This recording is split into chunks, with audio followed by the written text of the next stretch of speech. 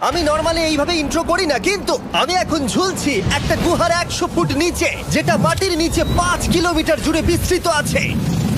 আর আমরা এটা পছন্দ করি বা না করি, যখনই আমি আর আমার বন্ধুরা মাটি টাচ করলাম, আমরা অফিসিয়ালি এখানে আগামী 7টা দিন কাটাতে চলেছি। বাবারে, এটা আমার জীবনে করা সবথেকে ভয়ঙ্কর জিনিস। প্রথমত, আমাদের এখন এখান থেকে অনেকটা দূরে যেতে হবে। কেন? যদি ঝড় বৃষ্টি হয় তাহলে এই পুরো জায়গাটা জলে ভরে যেতে পারে, আর সমুদ্রের মতো ঢেউ এসে সবাইকে ভাসিয়ে নিয়ে যেতে পারে। সেই জন্য আমাদের আরো ভিতরে যেতে হবে একটা বেস ক্যাম্প বানানোর জন্য। ভাই এটা পুরো পাগলাম। এটা একটা অন্য জগৎ মনে হচ্ছে। এই কেভ এন্ট্রান্সটা হয়তো দেখতে সুন্দর, কিন্তু দেখে যা মনে হচ্ছে আসলে তা নয়। আর আমরা হয়তো জানি না যে আগামী 7টা দিন আমাদের জীবনের সব থেকে কঠিন সময় হতে চলেছে। সব থেকে বাজে ডিসিশন। ঠিক আছে, আর কিছুক্ষণের মধ্যেই অন্ধকার হতে চলেছে। ক্যাম্প না করলে আমরা বিপদে পড়বো। আমরা কোথায় যাচ্ছি সেটা কি বলবে? আমাদের ক্যাম্প সেটআপের জন্য একটা ফ্ল্যাট গ্রাউন্ড খুঁজতেই হবে। কেভের ভেতরে ঢোকার পরে আমরা এমন একটা জায়গা খুঁজে পেলাম যেটা অনেকটা উঁচুতে থাকায় আমরা জল থেকে সুরক্ষিত থাকতে পারবো। তার মানে এটা ক্যাম্পের জন্য পারফেক্ট। পারফেক্টটা একটু বেশি হয়ে গেল। মোটামুটি বলা যেতে পারে। ঠিক আছে, ক্যাম্পের জন্য মোটামুটি। প্রথম দিনের বাকিটা আমরা কাটিয়ে দিলাম আমাদের জিনিসপত্র আনতে। প্রত্যেকটা ব্যাগের ওজন প্রায় 80 পাউন্ড। আর যেমনটা তোমরা ফুটেজে দেখছো, আমরা এটা করতে 4 ঘন্টা লাগিয়ে দিলাম। এখান থেকে যাওয়া খুব কঠিন। তারপরে আমরা সবাই বেস ক্যাম্পে ফিরে গেলাম। ঠিক আছে, আমরা এখানে লাইট লাগিয়ে দিলাম। আমাদের সব জিনিসপত্র হোম বেসে চলে এসেছে। একটু ক্যামেরাটা ওদিকে দেখাবে? ওদিকটা কিন্তু ভয়ানক অন্ধকার, আর সবসময় এরকমই থাকবে। তাই আমরা ক্যাম্পিং গ্রাউন্ডের জন্য খুব বেশি কিছু করতে পারলাম না। কটা ফুটো করে দড়ি টাঙিয়ে দিলাম। এটা ধরো আর ওঠো দেখি। মনে হচ্ছে আমাদের হ্যামকগুলো ভালোই সাপোর্ট পাবে। আর তারপরে আমাদের সার্ভাইভাল গাইড জোয়ের সাহায্যে আমরা হ্যামক টাঙালাম। এই সরু দড়িটা আমার হ্যামকটাকে ধরে রাখবে। হ্যাঁ, ডিনার খেয়ে আমরা প্রথম রাত্রি ঠান্ডার জন্য তৈরি হলাম। আমি মিথ্যে কথা বলবো না, আমি যতটা ভেবেছিলাম তার থেকে এই হ্যামকটা অনেক বেশি কমফোর্টেবল। এই আমি তো আমার চমকেই হাতটা তো গেছিলাম। বড় কেন ভাই? এই কেভটা 2.5 কিলোমিটার ডিপ, আর আমরা এখন এন্ট্রান্সের কাছেই ক্যাম্পিং করছি। কাল আমরা অনেক কিছু এক্সপ্লোর করব। তোমরা কেমন ঘুমালে? ভয়ঙ্কর। ঘুমই হয়নি। এটা সত্যি একটা অস্বস্তিকর পরিবেশ। কেভের উপর থেকে অনবরত আমাদের উপরে জল পড়েই যাচ্ছিল, তাই উপরে একটা প্লাস্টিক চাপালাম, কিন্তু তাও আমাদের হ্যামকের উপরে জল পড়েই যাচ্ছিল। একটা আইডিয়া আছে, চলো শেল্টারগুলোকে ভালোভাবে তৈরি করি। আমার মনে হয় এই প্লাস্টিকগুলোকে জুড়ে দিলে আর জল পড়বে না। বাহ, তুমি তো জিনিয়াস। আমি শুধু একজন ইউটিউবারই নয়, ঠিক আছে? আমার হ্যামকটা এটার উপরে ঝুলছিল। মানে দেখো, আমি আরেকটু হলে হ্যামক থেকে নেমে পড়ে যেতাম। আর আমরা সেই সময় এটা বুঝতেই পারিনি যে এই গর্তটা প্রায় 40 ফুট গভীর। তাই যখন আমি আর শন প্লাস্টিকগুলোকে জুড়ছিলাম, তখন ম্যাক আর কার্ল এই গর্তটা কতটা ভয়ঙ্কর সেটা দেখতে গেল। আমার হ্যামকটা দেখতে পাচ্ছো? ওখানে আমি ঘুমোচ্ছিলাম। এদিকটা দেখো। আর যেহেতু এই কেভে সব একই রকম দেখতে, তাই আমাদেরকে ফলো করা অনেকটাই কঠিন ছিল। এই ম্যাপে তোমরা আমাদের হোম বেস দেখতে পারবে, আর দেখতে পারবে ওরা ওখান থেকে কত দূর হ্যাঁ, যাচ্ছে। এটা তো খুবই ভয়ঙ্কর। ভাই এটা পাগলামো। আর যখন ছেলেরা র্যান্ডমলি এক্সপ্লোর করছিল, তখন আমি আর শন ক্যাম্পে কাজ করছিলাম। এই স্লিপিং ব্যাগটা এখানে কেন পড়ে? কারণ এটার থেকে পিয়ের গন্ধ বেরোচ্ছে। ইয়া, এটার থেকে শেখা উচিত স্লিপিং ব্যাগ ভাড়া নিতে নেই। আমরা স্লিপিং ব্যাগ কেন ভাড়া আমি- নিয়েছি? কেন আমি আমরা জানি না। স্লিপিং ব্যাগগুলো কিনে আনতে পারলাম না? আর তারপরে আমরা এই দুটো প্লাস্টিককে জিপ টাই দিয়ে জুড়ে দিলাম। কিছু মনে করো না, এই দড়িটার উপরে আমার জীবন বাজি আছে। আর তখন ওইদিকে ম্যাক আর কার্ল তখন ওই গর্তের মধ্যে। ও মাই গড, ম্যাক! আর শেষ পর্যন্ত ওরা একদম নিচে পৌঁছে গেল। এই! আমি তো ভাবলাম সবাই ক্যাম্প নিয়ে কাজ করবে। আমরা শুধু দেখাচ্ছিলাম জায়গাটা কতটা ভয়ঙ্কর। না পড়লেই হবে, তোমাদের স্কিল নেই। আচ্ছা ঠিক আছে। আর যদিও ওদের এবার ফিরে আসা উচিত ছিল, কিন্তু কাল আর ম্যাক এটা কতটা গভীর সেটা দেখানোর চেষ্টা করলো। ভাই এটা দেখতে দারুণ লাগছে। তুমি কি নদীটাকে পার করতে পারবে? কিন্তু ওরা এটা জানে না যে এই রিভারটা এই কেভের গোটাটাই জুড়ে আছে। তার মানে এর মধ্যেও আমাদের কিছুটা সময় কাটাতে হতেই পারে। ওই তো ওরা এসে গেছে। এসো। তোমরা রান্না করে রেখেছো তো? হ্যাঁ, রান্না করেছি। ঠিক বলেছ। একটা নতুন বাড়ি, ঠিক বলেছি তো? একদম। এখন আমাদের একটা ছাদ আছে। আর এটা তো দারুণ। জিমি রান্না বেশ ভালোই আর করেছে। আমরা আমাদের ফায়ার পিটটাকে এই সুন্দর জায়গাটাতে নিয়ে এসেছি। জায়গাটা কেমন? বেশ গরম। আরামদায়ক। এই পাথরগুলো গরমটাকে ধরে রাখবে এবং ওপর থেকে যে পি পড়ছে সেগুলোকে আটকে দেবে। ওটা পি নয়। তাহলে ওটাকে কি বলবো? যদি জানি না, হয়তো বৃষ্টির জল হবে বা না, এটা বৃষ্টি নয়, না, পাথর মানে ইয়ে তুমি- করছে। এই একটু উপরে দেখাও। তুমি মেঘ দেখতে পাচ্ছো? পাথর দেখা যাচ্ছে। এটা বৃষ্টি নয়, রক পি। Rock P. ঠিক আছে রক পি। ঠিক আছে, এটা রক পি। আর একটা শুকনো রাত ঘুমিয়ে কাটাবার পরে আমরা ঠিক করলাম জো আমাদের সার্ভাইভাল এক্সপার্ট, তাকে নিয়ে আমরা কেভের শেষ প্রান্ত অব্দি যাব। Cave, cave! Cave, cave! Cave, cave. Cave! দেখা যাক আমরা কেভের কতটা গভীরে যেতে পারি। তোমরা কিন্তু মনে রাখবে আমরা সবেমাত্র কেভের এন্ট্রান্সের দিকেই আছি, আর আমাদের ইচ্ছা এই কেভের শেষ প্রান্ত অব্দি যাওয়া, অবশ্যই না মরে গিয়ে। ও মাই গড, এটা তো খুবই স্টিফ। আরে এটা তো সবে শুরু। আমরা কেভের আরো গভীরে এসেছি। তোমরা সবাই সাবধানে আসবে। এটা খুবই ছোট জায়গা, আমার মনে হয় না এখান থেকে আমি যেতে পারবো। কেভ এক্সপ্লোরের ইন্টারেস্টিং জিনিসটা হলো যা হোক করে আমাদের এই ছোট্ট ফাঁকগুলোর মধ্যে দিয়ে এগিয়ে যেতে হবে। ও মাই গড, খুব ছোট জায়গা। আর তারপরেই খুব বড় একটা জায়গা আসবে, সেটা এতটাই বড় যে কিছু না দেখতে পাওয়ার জন্য এটা করতে হলো। ও মাই গড! এবার আমি সব দেখতে পাচ্ছি, এটা দুর্দান্ত। এটার তো অনেক আলো। ভাই জায়গাটা কতটা সুন্দর দেখো। বাপরে কি আলো, আমি তো তাকাতেই পারছি না। আমি তো অন্ধ হয়ে যাব মনে হচ্ছে। এ বাবা, এটা কি হলো? আমরা বোধহয় ঠিক মতো এটাকে ব্যবহার করতে জানতামই না। চলো এগিয়ে যাই। আর তাই আমরা এগোতে থাকলাম। এই যে এই জায়গাগুলো, এগুলো খুব ভালো ধরার এখানে? জায়গা। এগুলো ধরে এখান থেকে পা ঘুরিয়ে চলে আসতে পারবে। এইভাবে কি? হ্যাঁ, একদম পারফেক্ট। জো সব থেকে ভালো কেভ গাইড। এভাবে কেউ গাইড করতে পারবে না। ঠিক আছে, এইবার ব্যাপারটা ইন্টারেস্টিং হবে। কি? এটা কি? এখান থেকে আমাদের ওয়েট শুট পরে সাঁতার কেটে যেতে হবে। গতকাল ম্যাক আর কার্ল এটা নিয়ে মজা করছিল, কিন্তু এই কেভে আমাদের পরের অ্যাডভেঞ্চারটা ছিল একটা প্রায় জমে যাওয়া নদীর মধ্যে। ও মাই গড, এটা তো পাগলামি! তার মানে আমাদের ওয়েট শুট পড়তেই হবে যাতে আমাদের হাইপোথার্মিয়া না হয়। আমরা এটা কেন করছি? এই এক্সপেরিয়েন্সটা তো জীবনে একবারই হবে। এটা করলে হয়তো আর নাও বেঁচে থাকতে পারি। আমাদের এই কেভের শেষে পৌঁছতে হলে আমাদের এই নদীর মধ্য দিয়ে, এই ছোট্ট ফাঁকগুলোর মধ্য দিয়ে সাবধানে ধীরে ধীরে এগিয়ে যেতে হবে। আস্তে আস্তে নামো, স্রোতের কারণে পা পেছনে টানতে পারে। ঠিক আছে, আমি তাহলে নামছি। তুমি ওই দেয়ালগুলো ধরে ধরে এগোতে থাকো আস্তে এটা তো আস্তে। খুব ঠান্ডা। তুমি পারবে জিমি। জানি না এখানে ঢুকতে পারবো কি না। জিমি, এবার তুমি জল থেকে উঠে দাঁড়িয়ে পড়ো। এটা সত্যি একটা পাগলামি। এখানে কি ঠান্ডা! যখন তোমরা খুব ঠান্ডা জলের মধ্যে থাকবে তখন একটা পাথরকে ধরে এগিয়ে চলা খুব কঠিন হবে। ও মাই গড, এটা সত্যি পাগলামি। ম্যাক, কার্ল, চলে আসো। আমার ভয় লাগছে। চলো চলো, পারবে। ভাই। এগোতে থাকো, পেছন দিকে তাকিও না। একবার দেখো আমরা কি করছি। কিন্তু এই বাধাগুলো এতটা কঠিন ছিল না সামনে যা আসতে চলেছিল তার তুলনায়। আমরা পেরেছি। কেভ কেভ কেভ এই, কেভ। একটা কথা শোনো, আমরা 10% আসিনি। তার মানে এখনো আমরা শুধুমাত্র সার্ফেসেই রয়েছি, আর শেষ প্রান্তে পৌঁছতে হলে আমাদেরকে আরো 2 কিলোমিটার যেতে হবে। যেরকম তোমরা দেখতে পাচ্ছ এখানে 24/7 বৃষ্টি হয়, তাই আমি একটা আড্ডা মারার জায়গা তৈরি করেছি যেখানে আমরা কেউ ভিজবো না। আমি ভাবছি আমি যদি এটা না বানাতাম তাহলে কি হতো। আমি নিশ্চিত যে ওদের একটা ভেজা পাথরের উপর শুতে হতো। আমাদের ক্রমাগত এগিয়ে যেতে হবে এবং শরীরটাকে ভিজে রাখতে হবে। ঠিক আছে। নইলে আমাদের শরীরের তাপমাত্রা কমে এটা যাবে। এতটা কঠিন কেন?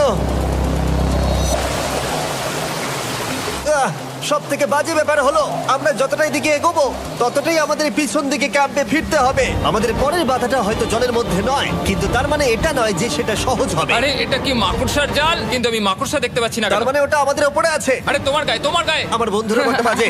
এই গেমটা মিস্টার বিস ভিডিওর মতো, যত এগোবে ততই কঠিন হবে। সত্যি কথা বলতে যদি আমাদের সাথে জো না থাকতো আমরা মরেই যেতাম। আর 3 ঘন্টা পরে জো আমাদের জন্য একটা বাজে খবর নিয়ে এলো। জল অনেকটা বেড়ে গেছে আর আমরা অনেকটা সময় লাগিয়ে ফেলেছি, তাই আজকে আমাদের আবার ক্যাম্পে ফিরে যেতে হবে। আমি মানবো না। তুমি সেফটি এক্সপার্টের কথা অমান্য করতে পারো না। আমি এটা মানবো না। সত্যি কথা বলতে আমাদেরকে ফিরতেই হতো, কারণ এর আগে আমরা শুট করতে অনেকটাই সময় নষ্ট করে দিয়েছি। তারপর ফ্লেয়ার নিয়ে খেলেছি, তাই আমরা ফিরে যাচ্ছি আর এই মিশনটা আমরা পরের দিন আবার শুরু করব। শন, আমরা এসে গেছি। আরে তুমি এখানে কি করছিলে? এখন তোমরা কেউ ভিজবে না। আমি তো জানতামই না এই লাইটগুলো আমরা এনেছি। এগুলো দারুণ লাগছে তাই না? দুঃখের বিষয় আজকে আমরা মাত্র 20% এগোতে পেরেছি, কিন্তু বিশ্বাস করো আমরা শেষ পর্যন্ত অবশ্যই যাব আগামী কয়েকদিনের মধ্যেই। আমার মনে হয় না। কোনোদিনই হবে না। আমি তো বললাম। আমরা ডে 4টা রেস্ট নেব আর ডে 5-এ চেষ্টা করব এই কেভের শেষ অবধি যাবার। দেখা যাক কি হয়। ডে 3-তে মজা হলো, কালকে আবার দেখা হচ্ছে। আর কেভের ভিতরে 3টে খুব বাজে রাত কাটাবার পরে পরের দিন সকালে আমাদের মাথায় শুধু একটাই কথা আসছিল। আমার একটা হট শাওয়ার চাই, তবে আমি এখন একটু শান্তি পাবো। ও, এখন শাওয়ার পেলে কিন্তু দারুণ হয়। আমি চান করিনি প্রায় 3-4 দিন হয়ে গেল। তোমরা নিশ্চয়ই জানো কেভের মধ্যে শাওয়ার করা সম্ভব নয়। আমাদের অনেকটা পথ হেঁটে সাবধানে আগের রিভার বেডের কাছে পৌঁছতে হলো। ও মাই গড! আমি আমার ব্রেনকে ফিল করতে পারছি। আমি এভাবে ব্রেনকে ফিল আমার করিনি। কপালটা জমে গেল পুরো। চলো ড্রোন দিয়ে মাথার চুলগুলো শুকিয়ে নি। এদিকে এসো ড্রোন। ও দাঁড়াও দাঁড়াও দাঁড়াও, এটা কিন্তু কাজ করছে। হ্যাঁ, দারুণ কাজ করছে। ড্রোন থাকতে হেয়ার ড্রায়ারের কি দরকার? আর চুল শুকানোর পর আমরা জোয়ের সাথে জার্নির প্ল্যান করতে বসলাম। এটা কি জো? এটাই কেভের ম্যাপ। আগেরবার আমাদের থামতে হয়েছিল কারণ জল খুব জোরে বইছিল। এখন বৃষ্টি কম হচ্ছে, তাই কালকে আমরা নিশ্চয়ই এই কেভের শেষে পৌঁছে যাব। এটা ভয়ঙ্কর হতে চলেছে। প্রথমে আমাদের কালকে যেখান দিয়ে গেলাম সেখান দিয়ে আগে যেতে হবে। জলের মধ্যে ঝাঁপ দিতে হবে এবং পাথর দেখে হাঁটতে হবে। এগুলো সবকটা আমরা যদি পার করতে পারি তাহলে আমরা গ্লো ওয়ার্ম চেম্বারে পৌঁছে যাব। কেমন দেখতে তুমি সেটা বলো না, আমি তোমাদেরকে সারপ্রাইজ দিতে চাই। তোমার মনে হয় আমরা পারবো? ওইসব বাদ দাও, আমরা ঠিক কালকে পৌঁছে যাবো। কালকের প্ল্যান আমরা চক আউট করে নিয়েছি। আমরা রেস্ট করছি আর ফেস্টিভ্যাল স্মোর্টস খাচ্ছি আমাদের এনার্জি রিগেন করতে। সবাইকে চিয়ার্স। Yippee! জো এই প্রথমবার ফেস্টিভ্যাল স্মোর্টস খাচ্ছে। জো সত্যি কথা বলবে। এটা দারুণ, তাহলে ভালো লাগলো? দারুণ লেগেছে। আমরা এই চকলেটটা আগে কেন বের করিনি? এটা এমনি চকলেটের থেকে 10 গুণ ভালো খেতে। সত্যি কথা বলতে তোমরা যদি ফেস্টিভ্যালের সাথে স্মোর্টস ট্রাই না করে থাকো তাহলে তোমরা মিস করছো। কালকে আমরা পুরো কেভটা এক্সপ্লোর করব, দেখা হচ্ছে।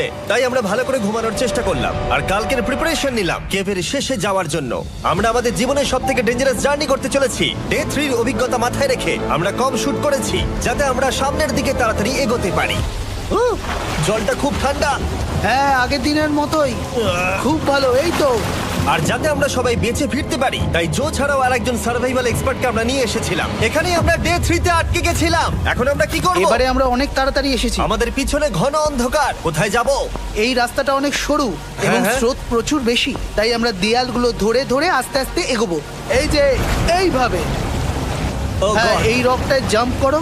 কয়েকটা ভালো পাথর আছে যেগুলোকে তুমি ধরে এগোতে পারবে।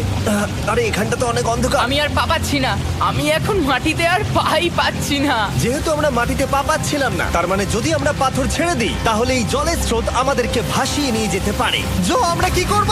আমি এটা ধরে এসেছি, তুমি এটা ঠিক আছে, ধরো। আমি তো দেখতেও পাচ্ছি না কোথায় যাচ্ছি। জো, স্রোত আমাকে ভাসিয়ে নিয়ে চলে যাচ্ছে। আমি তুমি করবো কি করে? পারবে, পারবে। শুধু মুখটা এখান থেকে ঢুকিয়ে দাও, আমি হেল্প করছি। এখানে আমি ঢুকবো? হ্যাঁ, এই গর্তের মধ্যে। এই তো, খুব ভালো। এটা আমার জীবনের সবথেকে বিপজ্জনক অ্যাডভেঞ্চার। আমরা এখন কেভের অনেক গভীরে চলে এসেছি আর এবার আমাদের সামনে প্রথম বড় বাধা। এখানে জলের একটা ঘূর্ণাবর্ত আছে, যদি তুমি এর মধ্যে পড়ে যাও তাহলে তোমাকে একদম নিচে নিয়ে চলে যাবে। মানে আমরা পড়ে গেলে মরে যেতে পারি। হ্যাঁ, মানে আমরা মৃত্যুর সাথে খেলা করছি। এটা এতটা বিপজ্জনক হতে পারে আমি সত্যিই ভাবিনি। খুব ভালো। এই তো। তাহলে কি আমার পা এখানে হ্যাঁ, রাখবো? রাখো রাখো। ঠিক আছে, এই তো আমি পেরেছি। এটা আমার ভাবনার থেকেও বেশি কঠিন ছিল। এই নদীটা কতটা শক্তিশালী এই গোটা কেভটাকে তৈরি করেছে। কিন্তু মজার ব্যাপার হলো আমরা পাথরের মতো শক্তিশালী নই। আমি শুধুমাত্র মানুষের মতোই শক্তিশালী। সৌভাগ্যবশত কাল এই অ্যাডভেঞ্চারে লিড করেনি, তার বদলে আমরা একজন অ্যাভেঞ্জার জোকে পেয়েছি। ও কতটা এক্সপার্ট তার প্রমাণ হিসেবে বলতে পারি। সে লিটারালি কতটা ওপর থেকে আমাদেরকে নদীতে ঝাঁপ দিয়ে দেখালো। ও মাই গড, এটা পাগলামি। কে বললো এটা পাগলামি? এটা তো আমার কাছে খুবই সহজ। আমি এটা করব। তুমি কোনোভাবেই এটা করতে পারবে না। আরে কি বলছোটা কি তুমি? আমি এক্ষুনি করতে চাই। চলো যাচ্ছি Joe. God speed back. Jimmy আমার সাথে যা যা করেছে তার কাছে এটা তো কিছুই নয়। 3, 2, 1।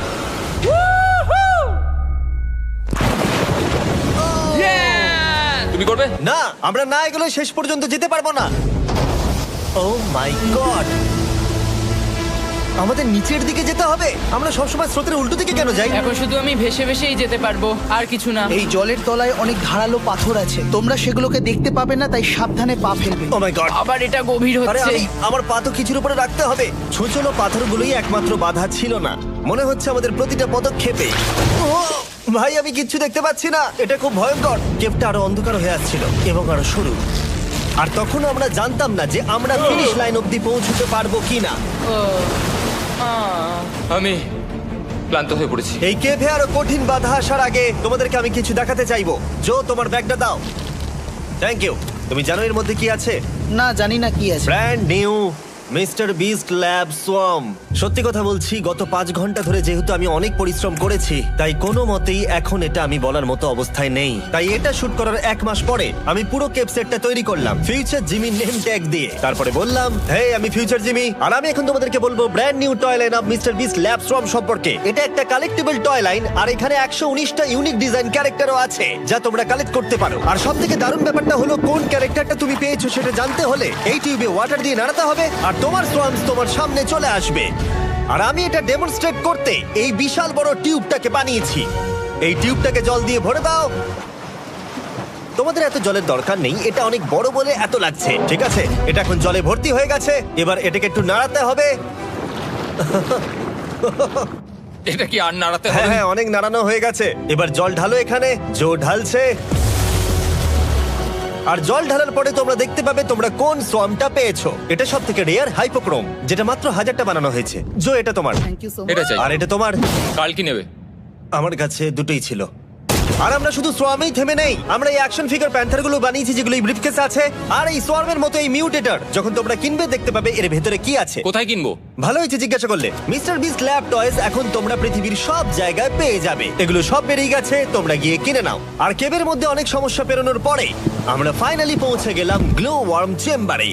ভাই এবার খুব ভালো লাগছে। ঠিক আছে টিম, তোমাদের গ্লো ওয়ার্ম চেম্বারে স্বাগত। এ তো দারুণ। এটা দারুণ লাগছে। ভাই এটা পৃথিবী মনে হচ্ছে না এখানে একদমই। যে আলো তোমরা দেখতে পাচ্ছ সেগুলো আসলে ছোট্ট ছোট্ট বায়োলুমিনেসেন্ট গ্লো ওয়ার্ম তৈরি করেছে। এটা দেখতে অনেকটা মিল্কি ওয়ে গ্যালাক্সির মতো লাগছে। ওয়াও! আর এই মুহূর্তটা, এই ভিউ, সত্যি বলতে এই ট্রেকের সমস্ত ক্লান্তি যেন দূর করে দিল। এখানে অবধি পৌঁছানো যেন সত্যি একটা অ্যাচিভমেন্ট ছিল। কিন্তু এখন আমাদের যাত্রা শেষ হয়নি, কারণ আমাদের এখান থেকে এখন বেস ক্যাম্পে ফিরতে হবে। আজকে ডে 6 হতে চলেছে, এখনো ওরা আসেনি আর আমি খুব ক্লান্ত। আমার মনে হয় না আমি ভালো করে ঘুমোতে পারবো, ওদের জন্য খুব চিন্তা হচ্ছে। এই ট্রিপটা অনেকটাই সহজ ছিল কারণ আমরা স্রোতের সাথে ভেসে ভেসে যাচ্ছিলাম। আর যেহেতু তোমরা এই ট্রিপটা দেখেছো তাই আমরা এটাকে স্কিপ করলাম। কিন্তু সত্যি বলতে এই জার্নিটাও অনেকটা বেশি সময় নিল, কারণ আমরা ক্যাম্পে পৌঁছানোর আগেই 6 নম্বর দিন চলে এলো। শন, সবাই ঠিক আছো তো? আমার খুব চিন্তা হচ্ছিল। Happy day 6। ডে 6 খুব ভালো। এনার্জি বাড়াতে আমরা আগুনের উত্তাপ নিলাম এবং ফাইনালি আমরা কিছু খেতে পেলাম। এটা খুবই অ্যাডভেঞ্চারাস ডে ছিল। কালকে দেখা হচ্ছে, মানে আজকেই হয়তো। এটা ডে 6 নাকি আজকে, না আমি জানি না। এত বড় ট্রেক সম্পূর্ণ করার পরে শারীরিকভাবে চূড়ান্ত ক্লান্ত হওয়া সত্ত্বেও জানি না কেন কিন্তু আমি একদমই ঘুমাতে পারছিলাম না।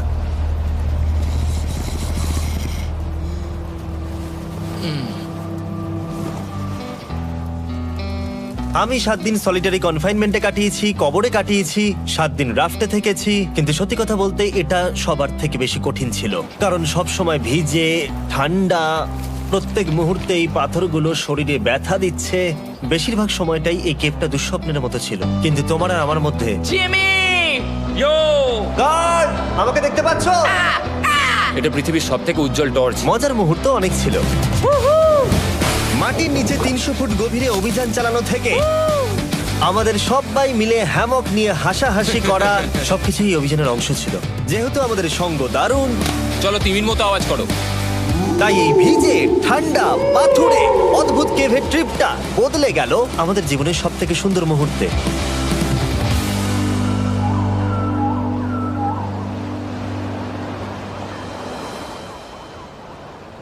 আমরা এখান থেকে যাব না যতক্ষণ না সবকিছু তোলা হচ্ছে।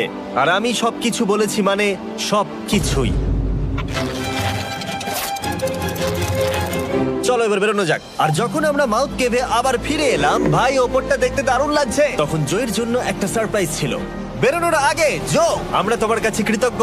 তাই এই নাও 50,000 নিউজিল্যান্ড ডলার্স, 10,000 করে প্রত্যেক জনের প্রাণ বাঁচানোর জন্য। Oh my God, thank you so much Jimmy. Thank you Joel. Love you Joel! এবার আমাদের সব কাজ হয়ে গেছে, চলো বেরোনো যাক। 7টা দিন পরে আমরা ফাইনালি এখান থেকে বেরোচ্ছি।